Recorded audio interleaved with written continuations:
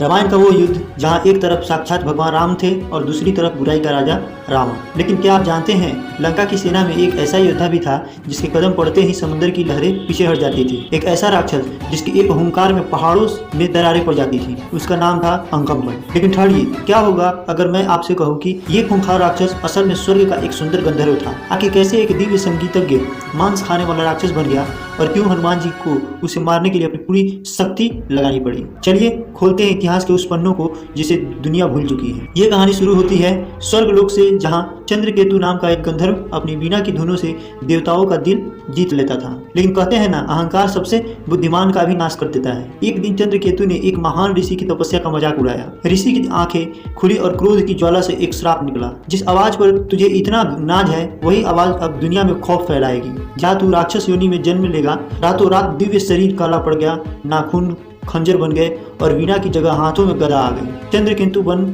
चुका था अकम्पन। अकम्पन साधारण राक्षस नहीं था। रावण ने उसे अपनी सेना का स्तंभ बनाया था। उसके पास वो मायावी शक्ति थी जिससे वो पूरी रणभूमि में भ्रम पैदा कर देता। लेकिन इस पर पत्थर जैसे शरीर के भीतर एक कोमल दिल भी था। वो प्रेम करता था मालिनी से। मालिनी जो उसे बार बार याद दिलाती थी कि वो कोई राक्षस नहीं बल्कि एक भटका हुआ देवता है। लेकिन अकम्पन अपनी नियमित जान चुका था। उसने मालिनी से एक बार कहा था, मेरा अंत ही मेरी मुक्ति है, और वो अंत सिर्फ राम की सेना के हाथों संभव है। क्या अकम्पन खुद अपनी मौत को बुलावा दे रहा था? लंका का युद्ध अपने चरम पर था। बड़े बड़े महारथी धूल चाट चुके थे। तब रावण ने अपने सबसे भरोसेमंद सेनापति अकम्पन को मैदान में उतारा।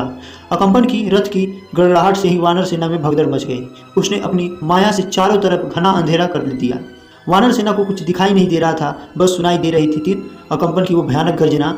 तभी अंधेरे को चीरते हुए एक विशाल परछाई सामने आ गई, संकट मोचन हनुमान। कंपन ने हजारों बाणों की वर्षा की, लेकिन हनुमान जी अड़िग रहे थे। कंपन ने सोचा कि वो राम को चुनौती देगा, लेकिन उसे क्या पता था कि उसका सामना राम के सबसे बड़े भक्त से होने वाला है।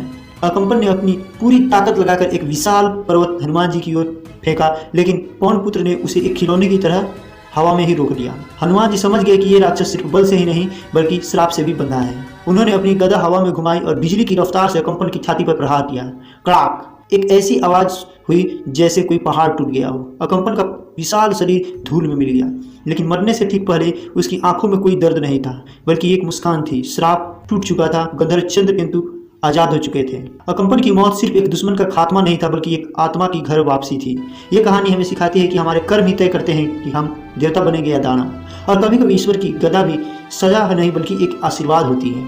तो आपको क्या लगता है, क्या अकम्पन वाकई बुरा था या वो सिर्फ अपने श्राप का शिकार हुआ? और रामायण का वो कौन सा योद्धा जिसकी कहानी आप सुनना चाहते हैं, कमेंट में अपनी राय जरूर दें। अगर ये अनसुनी कहानी आपको पसंद आई हो तो वीडियो को लाइक करें और अपने दोस्तों के साथ शेयर करें। और हाँ, ऐसी ही रहस्यमय कथाओं के लिए सब्सक्राइब करना ना भूलें। मिलते हैं अगले नए वीडियो में नए रहस्यों के साथ। कमेंट बॉक्स में लिखना ना भूलें। जय श्री राम।